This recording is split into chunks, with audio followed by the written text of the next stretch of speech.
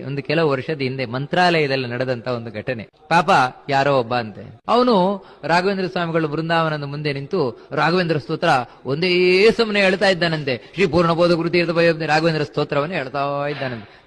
ತಪ್ಪೇ ಹೇಳುದು. ಅಲ್ಲಿ ಪೂಜೆ ಮಾಡುವವರು ಅವರಿಗೆಲ್ಲ ಕೇಳಲಿಕ್ಕೆ ಆಗ್ತಾ ಇಲ್ಲ ಅದನ್ನ. ಇವನು ಹೇಳ್ತಾನೆ ಇದ್ದಾನೆ, ಕೇಳಲಿಕ್ಕೆ ಆಗದ ಅಲ್ಲಿಂದ ಓಡಿಸಿದಾನಂತೆ. ಹೋಗಿಲ್ಲಿಂದ ನೀನು ಅಂತ.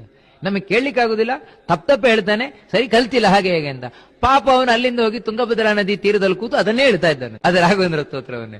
ಆದ್ರೂ ನೋಡಿ ಆಶ್ಚರ್ಯ ಅಂದ್ರೆ, ರಾತ್ರಿ ರಾಘವೇಂದ್ರ ಸ್ವಾಮಿಗಳು ಪೂಜೆಯವರು ಕನಸಲ್ಲಿ ಬಂದು ಬೈತಾರಂತೆ, ಯಾಕೆ ಅವನನ್ನು ಕಳಿಸಿದ್ರಿ ಅಂತ. ಅಲ್ಲ, ತಪ್ಪು ಹೇಳ್ತಾ ಇದ್ದ ಅಂದ್ರೆ, ನನಗೆ ತಪ್ಪು ಹೇಳುವುದು ಮುಖ್ಯ ಅಲ್ಲ, ಭಕ್ತಿಯಿಂದ ಹೇಳ್ತಾ ಇದ್ದ ಅವನು. ಭಕ್ತಿಯಿಂದ ಹೇಳ್ತಾ ಇದ್ದದ್ರಿಂದ ನಾಳೆ ಅವನನ್ನು ಇಲ್ಲ ಕುರ್ಸಿ ಅಂತ ಹೇಳಿದ್ರೆ ಭಕ್ತಿ ಎಷ್ಟು ಮುಖ್ಯವಾಗಿ ಬೇಕು ಅಂತ. ಆ ಭಕ್ತಿಯಿಂದ ಹೇಳಿದಾಗ ಭಗವದ್ ಭಕ್ತರು ತಪ್ಪನ್ನೆಲ್ಲ ಮನ್ನಿಸಿ ಬಿಡ್ತಾರಂತೆ, ಎಲ್ಲ ತಪ್ಪನ್ನು ಕ್ಷಮಿಸಿ ಬಿಡ್ತಾರಂತೆ, ಯಾಕಂದ್ರೆ ಭಕ್ತಿ ಒಂದಿದೆ ಅಂತ.